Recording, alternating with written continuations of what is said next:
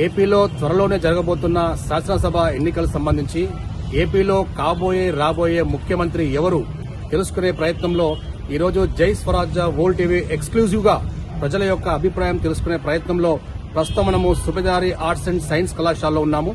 So మనతో చాలా మంది ఉన్నారు, వారి యొక్క అభిప్రాయం అడిగి తెలుసుకుందాం. సార్, ఇప్పుడు ఏపీలో అసెంబ్లీ ఎలక్షన్ చాలా దగ్గరలో ఉన్నాయి. మరి ఆంధ్రప్రదేశ్ లో రాబోయే ముఖ్యమంత్రి ఎవరైతే బాగుంటారు? ఉమ్మడి ఆంధ్రప్రదేశ్ 2 రాష్ట్రాలుగా విభజన అయిన తర్వాత విభజిత ఆంధ్రప్రదేశ్ కు జరిగినటువంటి మొట్టమొదటి ఎన్నికలు 2014 ఎన్నికల్లో చంద్రబాబు నాయుడు తెలుగుదేశం పార్టీ విజయం సాధించి అధికారంలోకి వచ్చింది. అయితే విభజిత ఆంధ్రప్రదేశ్ కి రెండోసారి జరిగినటువంటి శాసనసభ ఎన్నికల్లో 2019లో జరిగినటువంటి శాసనసభ ఎన్నికల్లో వైఎస్ఆర్ కాంగ్రెస్ పార్టీ గెలవటం జరిగింది, జగన్మోహన్ రెడ్డి ముఖ్యమంత్రి కావటం జరిగింది. అంటే 2 సార్లు జరిగినటువంటి ఎన్నికల్లో 2 పార్టీలకు ఆంధ్ర రాష్ట్ర ప్రజలు అవకాశం ఇచ్చినట్టుగా మనం చూస్తున్నాం. అయితే మూడోసారి జరగబోతున్నటువంటి 2024లో ఏప్రిల్లో జరగబోతున్నటువంటి శాసనసభ ఎన్నికల్లో ఏ పార్టీ విజయం సాధిస్తుందనేటటువంటి విషయంపైన దేశవ్యాప్తంగానూ మరి ముఖ్యంగా తెలుగు రాష్ట్రాల్లో విశ్లేషణలు జరుగుతున్నాయి, రాజకీయ విశ్లేషణలు జరుగుతున్నాయి, అనేక రకాలైనటువంటి అభిప్రాయాలు వస్తున్నాయి.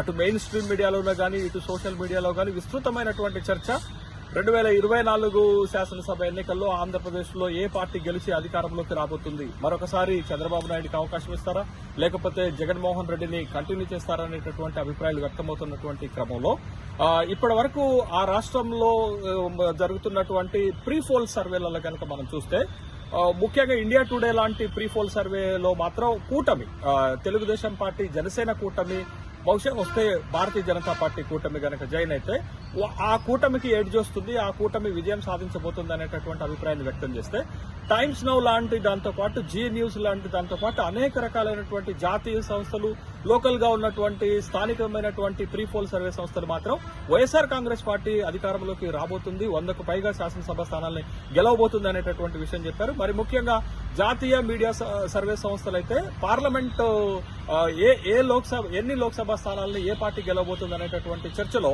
వైఎస్ఆర్ కాంగ్రెస్ పార్టీ ఇప్పటి వరకు 19 కంటే ఎక్కువ లోక్సభ స్థానాలను గెలవబోతుంది, 6 లోక్సభ స్థానాలను కూటమి గెలవబోతుంది అనేటటువంటి మెజార్టీ సర్వే సంస్థలు తన అభిప్రాయాన్ని వ్యక్తం చేశాయి. అయితే గ్రౌండ్ రియాలిటీలో గనక మనం ఆంధ్రప్రదేశ్ లో ఏం జరుగుతుంది అంటే చంద్రబాబు నాయుడు పరిపాలనని బేరుజు వేసుకున్నా, ఇప్పుడు వైఎస్ఆర్ కాంగ్రెస్ పార్టీ జగన్మోహన్ రెడ్డి పరిపాలనని బేరుజు వేసుకున్నా కానీ కనపడుతున్నటువంటిది ఏంటి అంటే వైఎస్ఆర్ కాంగ్రెస్ పార్టీ జగన్మోహన్ రెడ్డి సంక్షేమానికి ఎక్కువ ప్రాధాన్యత ఇచ్చినట్టుగా కనపడుతుంది.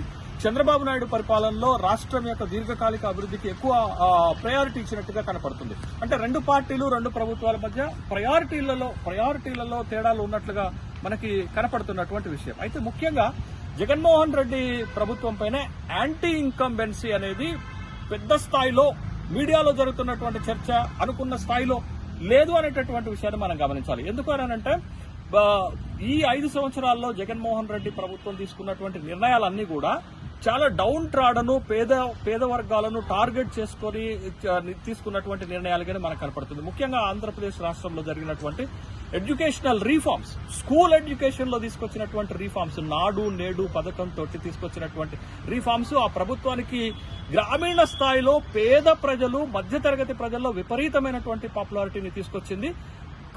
ప్రభుత్వ పాఠశాలల్లో వచ్చినటువంటి రెనోవేషన్స్ కానీ, ప్రభుత్వ పాఠశాలల్లో తీసుకొచ్చినటువంటి కరికులం కానీ, ముఖ్యంగా ఇంటర్నేషనల్ బకలోరియట్ లాంటి ఒక సిస్టాన్ని తీసుకురావటం, ఎడెక్స్ సంస్థతోటి ఒప్పందాలు చేసుకోవటం, తర్వాత బైజూస్ లాంటి కంటెంట్ ని తీసుకొచ్చి ట్యాబులు ఇచ్చేటటువంటి సిస్టమ్, అంటే ఒక విధంగా ప్రాథమిక విద్యను సమూలమైనటువంటి మార్పులు ఆ ప్రభుత్వానికి మంచి పేరు తీసుకొచ్చాయి. దాని తర్వాత పేద ప్రజలకి 31 లక్షల ఇళ్ల పట్టాలను కట్టించివ్వటం కాకుండా ఇప్పటికే 10 లక్షల ఇళ్లు పూర్తి చేస్తున్నారు. ఇంకొక 20 లక్షలు ఇళ్లు కన్స్ట్రక్షన్ లో ఉన్నటువంటి సందర్భంలో 31 లక్షల ఇళ్ల పట్టాలు కూడా పేద ప్రజలలో తన కాన్ఫిడెన్స్ ని పెంచుకున్నటువంటి సందర్భం మనం చూసాం.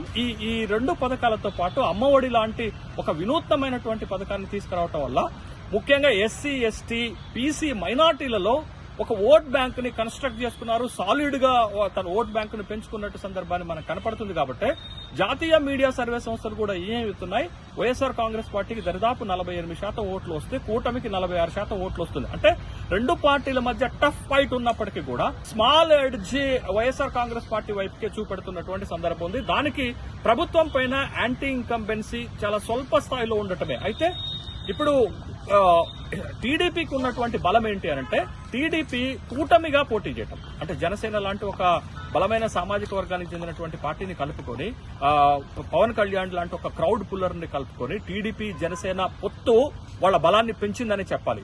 ఆ బలంతో ఇవాళ వైఎస్ఆర్ కాంగ్రెస్ పార్టీకి ధీటైనటువంటి ప్రత్యామ్నాయము పోటీ ఇవ్వగలుగుతుందనే విషయం చెప్పాలి. ఒక కూటమి గనక లేకుండా ఉంటే వైఎస్ఆర్ కాంగ్రెస్ పార్టీ యొక్క విజయం నల్లేరుపైన నడకలెక్కనే కనపడేటటువంటి అవకాశం ఉంది. కానీ కూటమి తన బలాన్ని పెంచుకుంది.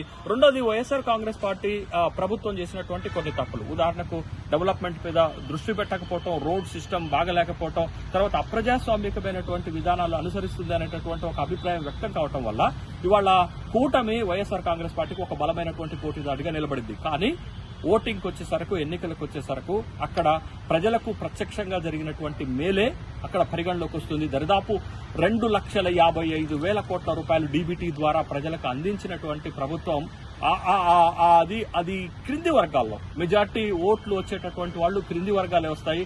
మీడియాలో మాట్లాడేటువంటి వాళ్ళు, పై స్థాయిలో ఉన్నటువంటి విమర్శకులు పెద్దగా ఓటింగ్ రాదు అనేటటువంటి విషయాన్ని ఇక్కడ మనం గమనించాలి. కాబట్టి వైఎస్ఆర్ కాంగ్రెస్ పార్టీ ఇంకా తన బలాన్ని నిరూపించుకుంటుంది. కాబట్టి క్రింది వర్గాల్లో ముఖ్యంగా ఓటింగ్కి వచ్చేటటువంటి మెజార్టీ సెక్షన్ లో దాని బలం నిలుపుకుంటుంది. కాబట్టి జాతీయ ప్రీపోల్ సర్వే సంస్థలు కూడా అదే విషయాన్ని స్పష్టం చేస్తున్నాయి. కాబట్టి వైఎస్ఆర్ కాంగ్రెస్ పార్టీ కొన్ని కొత్త రిఫార్మ్స్ తీసుకొచ్చి సక్సెస్ అయినటువంటి సందర్భంలో సిద్ధం లాంటి సభలు నిర్వహిస్తున్నటువంటి సభల్లో కూడా వస్తున్నటువంటి రెస్పాన్స్, సిద్ధం సభలకు అటెండ్ అవుతున్నటువంటి హ్యూజ్ క్రౌడ్స్ మనం చూస్తుంటే వైఎస్ఆర్ కాంగ్రెస్ పార్టీ పైన ఇంకా ఆంధ్రప్రదేశ్ లో ఒక బలమైనటువంటి ముద్ర ఉంది.